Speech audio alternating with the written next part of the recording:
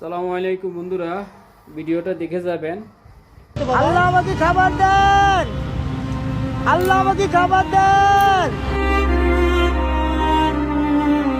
তীব্র গরমে হাঁসফাঁস করছে পুরো দেশ। তাপদেহে অতিষ্ঠ সাধারণ মানুষ।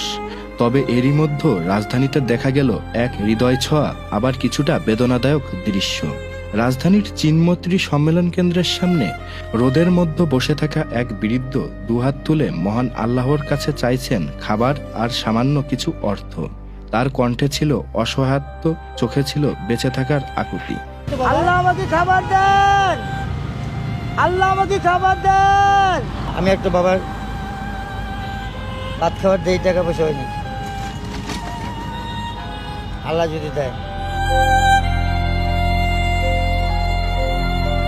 এমন সময় পথচারীদের অনেকেই থেমে দাঁড়ান। কেউ দেন কিছু টাকা, কেউ সহানুভূতির হাত বাড়িয়ে দেন।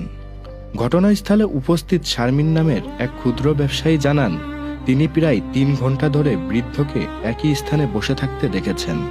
3 ঘন্টা ধরে লোকটা রোদের ভিতরে বসে আছে। আমি ওই পাশে দোকান করি, আমরা রোদে টিকতে পারতাছি না।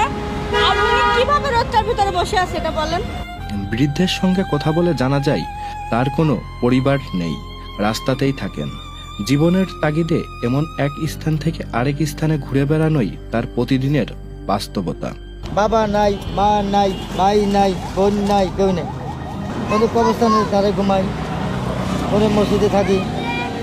এই তীব্র গরমে এমন অসহায় মানুষের পাশে দাঁড়ানোর এই মানবিক চিত্র যেন আমাদের সবাইকে আরো সহানুভূতিশীল হওয়ার বার্তা দেয়।